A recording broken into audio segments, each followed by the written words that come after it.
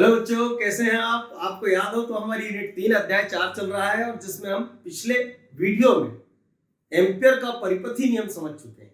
बच्चों, आपको याद हो तो कभी इस अध्याय में हमने बायो-सेवर्ट के नियम से अनंत लंबाई के सीधे धारावाही चालक के कारण किसी बिंदु पर चुंबकीय क्षेत्र की तीव्रता के लिए व्यंजक स्थापित किया था।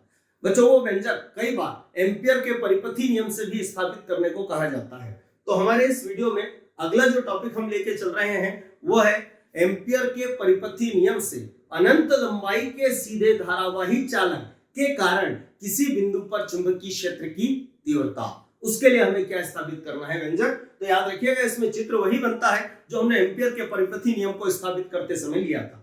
ठीक है, अब उससे पहले कि हम व्यंजक स्टार्ट करें, एक विशेष बात और समझ लें आप बच्चों, ध्यानपूर्वक समझिएगा कि एम्पियर के परिपथीय नियम से क्या होता है। तो किसी बंद वक्र के अनुदिश चुंबकीय क्षेत्र का रेखीय समाकलन, शब्दों में ध्यान दीजिएगा, किसी बंद वक्र के अनुदिश चुंबकीय क्षेत्र का रेखीय समाकलन उस बंद वक्र में निहित विद्युत धारा या निहित विद्युत धाराओं के बीजीय योग का μ0 गुना होता है और इसे एम्पियर का परिपथी नियम कहते हैं। और हमें इसकी सहायता से अनंत लंबाई के सीधे धारावाही चालक के कारण किसी बिंदु पर चुंबकीय क्षेत्र की तीव्रता के लिए व्यंजक स्थापित करना है। और बच्चों, आप जानते हैं वो व्यंजक क्या है, तो हमने पढ़ा है B बराबर होता है μ0I और बटे में क्या होता है 2π, साथ में क्या आता है R। इसे कहते हैं अनंत लंबाई के सीधे धारावाही चालक के कारण किसी बिंदु पर चुंबकीय क्षेत्र की तीव्रता। और यह तीव्रता हमें सिद्ध करके बताना है एम्पियर के परिपथी नियम से। ठीक है बच्चों, तो ध्यानपूर्वक देखिएगा, ध्यानपूर्वक समझना। उसके लिए हमें ये चित्र बनाना होगा। उसमें हम क्या करेंगे, तो अनंत लंबाई का एक सीधा धारावाही चालक लेंगे जिसमें दर्शाई गई दिशा में क्या प्रवाहित हो रही है, विद्युत धारा। ठीक है बच्चों, इससे कितनी दूरी पर, r दूरी पर किसी बिंदु P पर हमें चुंबकीय क्षेत्र की तीव्रता ज्ञात करनी है, वो भी बच्चों एम्पियर के परिपथी नियम से। ठीक है, तो हम क्या बोलेंगे चित्र बनाने के बाद, माना अनंत लंबाई का एक सीधा चालक तार जिसमें दर्शाई गई दिशा में I विद्युत धारा प्रवाहित हो रही है, इससे r दूरी पर स्थित बिंदु P पर चुंबकीय क्षेत्र की तीव्रता ज्ञात करनी है।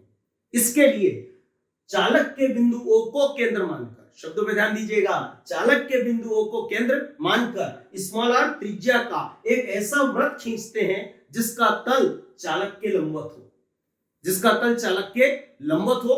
और इस बिंदु पर अब हमें क्या निकालना है, चुंबकीय क्षेत्र की तीव्रता। तो हम क्या करेंगे, इस बंद वक्र की परिसीमा के अनुदिश इस चुंबकीय क्षेत्र का क्या निकालेंगे, रेखीय समाकलन। और बच्चों, उस रेखीय समाकलन को हम μ0I के बराबर रखेंगे और जैसे ही बराबर रखेंगे हमें b का मान प्राप्त हो जाएगा। ठीक है, तो थ्योरी में एक बार फिर बोल के बता रहा हूं, माना अनंत लंबाई के एक चालक तार में दर्शाई गई दिशा में I विद्युत धारा प्रवाहित हो रही है, इससे r दूरी पर स्थित बिंदु P पर चुंबकीय क्षेत्र की तीव्रता ज्ञात करनी है। बच्चों, किससे ज्ञात करनी है, एम्पियर के परिपथी नियम से। तो इसके लिए चालक के बिंदु O को केंद्र मानकर चालक के चारों ओर r त्रिज्या का एक वृत्त खींचते हैं, एक वृत्त खींचते हैं। तो इस वृत्त की परिसीमा के अनुदिश, शब्दों में ध्यान दीजिएगा, तो इस वृत्त की परिसीमा के अनुदिश या वृत्त के अनुदिश चुंबकीय क्षेत्र का रेखीय समाकलन क्या लिखेंगे बच्चों, वो ये होगा, अंदर क्या आएगा b सदिश, डॉट क्या होगा dl सदिश, जहां dl क्या है, परिधि का एक अल्पांश है।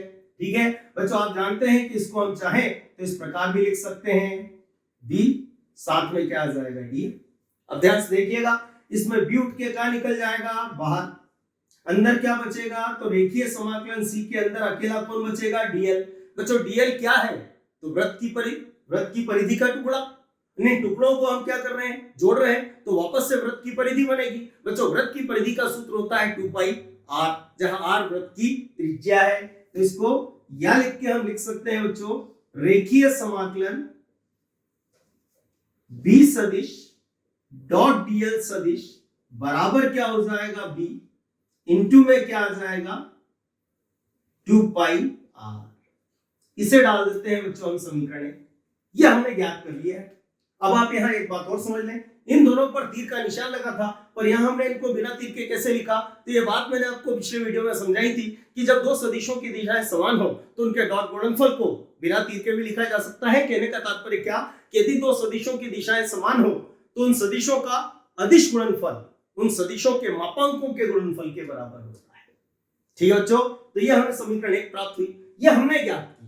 लेकिन हमें इस व्यंजक को पूरा करना है एम्पियर के परिपथी नियम से। तो हमने एम्पियर को बुलाया, हमने उससे कहा कि भाई एक बंद वक्र है, इसके अंदर ये एक चालक है जिसमें क्या प्रवाहित हो रही है, विद्युत धारा, अर्थात इस बंद वक्र में निहित विद्युत धारा आई है। हमने इस बंद वक्र के अंदिश जो चुंबकीय क्षेत्र उत्पन्न हुआ उसका इस बंद वक्र के अंदिश क्या निकाला, रेखीय समाकलन। वो रेखीय समाकलन यह है। तो एम्पियर क्या बोलेगा, नहीं, यदि वक्र बंद है और उसके अंदर चालक है और चालक में धारा कितनी है, आई, तो ये जो रेखीय समाकलन होता है ये रेखीय समाकलन μ0 I के बराबर होता है। तो हम क्या लिखेंगे, किंतु एम्पियर के परिपथीय नियम या एम्पियर के रेखीय समाकलन के नियम से, ऐसा लिखना होगा, से। ठीक है, क्या होता है बच्चों, तो बंद वक्र की परिसीमा के अंदिश चुंबकीय क्षेत्र का रेखीय समाकलन बराबर होता है μ0 I। इसे हमने डाल दिया बच्चों समीकरण 2। अब आप देखेंगे ये समीकरण 1 है और ये समीकरण 2 है, इनके LHS कैसे हैं, बराबर। अरे तो हमने पढ़ा है कि जब LHS बराबर हो, ऐसा कहते हैं कि LHS बराबर हो तो डेफिनेट RHS भी बराबर होंगे। तो ये दोनों RHS कैसे हो जाएंगे, बराबर। तो इनको बराबर रख देते हैं। तो ध्यान से देखिएगा, या लिख के हम समीकरण 1 और 2 से क्या लिखेंगे हम, तो b गुणित में क्या आएगा 2πr बराबर क्या हो जाएगा μ0, साथ में क्या आ जाएगा I। बच्चों हमें मान चाहिए किसका, b का।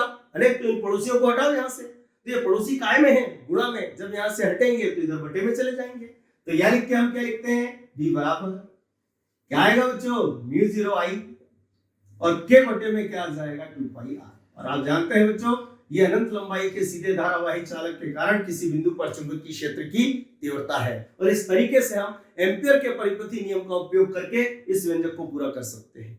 आपको शायद ध्यान हो तो हमने ये व्यंजक जब पहले बायो-सावर्ट के नियम से किया था तो वो प्रक्रिया बहुत लंबी थी, उससे कहीं ज्यादा सरल ये है। लेकिन ध्यान रहे कि परीक्षा में जिस नियम से पूछा जाए आपको उसी नियम का उपयोग करना है। यदि बायो-सावर्ट के नियम से पूछा जाए तो बायो-सावर्ट के नियम का उपयोग करना है, और यदि एम्पियर के परिपथी नियम के उपयोग से पूछा जाए तो आपको एम्पियर के परिपथी नियम से पूरा करना है। ठीक है बच्चों, आज इस वीडियो में हम इतना ही रखते हैं। अगला टॉपिक अगले वीडियो में डिस्कस करेंगे। Have a nice day.